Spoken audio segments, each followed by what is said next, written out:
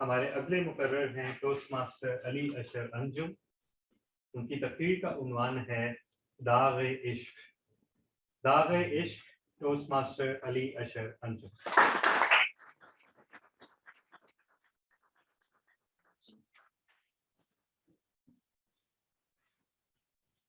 ये फूल, ये परिंदे, ये वादियां, सब हैरान जब तुम नहीं है।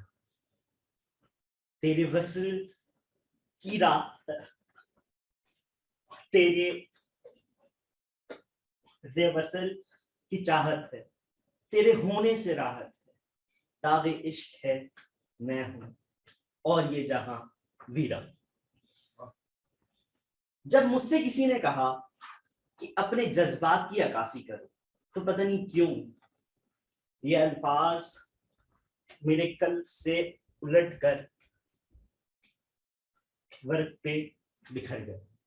पता नहीं, मैंने खुद ही से सवाल किया कि क्या है ये, मुअम्मा क्या है? तो आवाज आई, दाग़ इश्क। जैसे ही मैंने खुद ही की आवाज सुनी तो मैं ज़मां और मकान की बंदिशों से आजाद होकर पहुंच गया 2017 के अंदर। मुझे आज भी याद है वो दिन, भुलाए नहीं भूलता। मैं एक ट्रेनिंग में था कि पीछे से मुझे आवाज आती है, अली अशर। अली, आपका नाम अली अशर है? और मैं मुड़ता हूं और पीछे देखता हूं और सोचता हूं कि क्या कोई इंसान इतना खूबसूरत हो सकता है?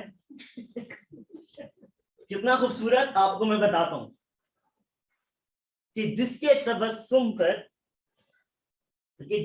तबस्सुम से सहरा भी सरसब्ज हो जाए, जिसके हुस्न पर फूल भी अपनी जो है कबाहें कतरने लगे, जिसके रुखसार पर हूरें भी रश करें और जिसके गुफ्तार पर बलागत की भी नहज। मैंने अपने आप को संभाला और आवाज सुनने की कोशिश करी। आवाज सुनी तो पता लगा कि वो मोहतरमा मेरी शरीके हयात तो नहीं, लेकिन एक हफ्ते के लिए, एक असाइनमेंट के लिए साथी जरूर है। मेरा दिल बाग बाग हो गया, मेरा दिल बाग बाग हो गया। वो एक हफ्ता मेरी जिंदगी का सबसे बेहतरीन, सबसे खूबसूरत।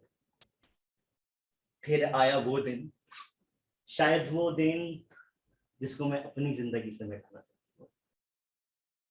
वो दिन कि जब उस पूरे असाइनमेंट की पेशकश, मतलब प्रेजेंटेशन देनी थी पूरी क्लास के सामने, और उस जालिम ने मुझे सामने कर दिया कि जाओ अशर, यहां से तुम्हारा काम शुरू। मैंने हकलाते हुए, हिचकिचाते हुए, बिल्कुल नाकिस तरीके से कुछ कह दिया, लेकिन मुझे पता था कि वो अच्छा नहीं था। मेरा दिल चाक था और आसान खता। मैं घर पहुंचा खुद से ही नाराज, क्योंकि इससे पहले पिछले 16 साल के अंदर मैं इस चीज के लिए तैयार हो गया था कि मेरे अंदर की अगर कोई मेरा मजाक उड़ाए तो हिस्स खत्म हो चुकी थी, लेकिन इस बार मेरी वजह से किसी और का भी नुकसान हुआ था, और वो भी जिसके बारे में मैं आपको बता चुका हूँ पहले। लेकिन मैं मायूस था और मैं उस रात सो नहीं पाया। अगले दिन मेरे फोन की घंटी बजती है, ट्रिंग ट्रिंग, और आवाज आती है, जल्दी आए अशर, आओ, अभी आओ।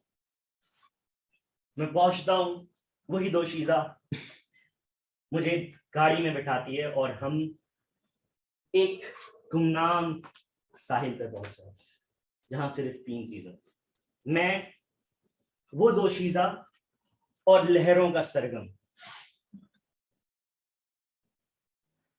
लेकिन मेरी कैफियत कैसी थी? एक कैदी की तरह शर्म की बेड़ियों के में जकड़ा हुआ पाबजौला चलता हो। मेरी कैफियत ऐसी थी। मैंने कहा मुझे माफ कर दो। उसने कहा क्यों? मैंने कहा मैंने तुम्हें मायूस किया। उसने पूछा तुम्हें पता है तुम्हारा मसला क्या है? मैंने कहा हाँ मैं हकलाता हूं। उसने कहा नहीं, तुम्हारा मसला ये नहीं कि तुम हकलाते हो, तुम्हारा मसला ये है कि तुम डरते हो, तुम लोगों के बारे में बहुत ज्यादा सोचते हो। ये दुनिया वो है जो तुम्हारी कोशिशों और तुम्हारी काविशों पर तुम पर तनकीद करेगी और तुम्हारी खामियों पर तुम पर तरस खाएगी। तो बेहतर यह है अपने आप को जानो, अपना तज्जिया खुद करना सीखो,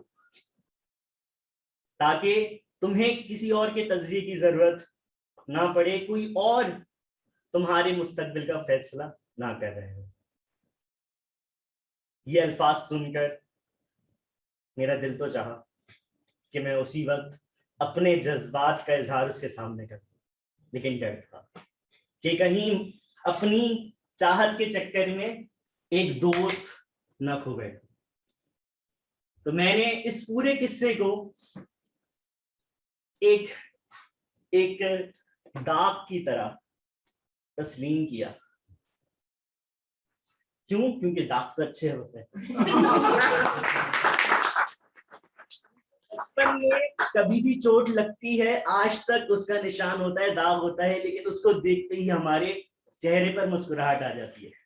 और अगर वो दाग इश्क का हो तो पूरा रोम रोम मुस्कुराता है। मैं आज भी उससे खतो खिताबत करता हूँ। उसका एक शौहर भी है, एक बच्चा भी है। वो वहां पे खुश है, मैं यहाँ पे खुश हूँ। क्योंकि मोहब्बत का मतलब सिर्फ ये नहीं कि हम चाहें। चाहत तो बच्चों की होती है किसी खिलौने की, मोहब्बत तो खुद ही एक इनाम है। शमए महफिल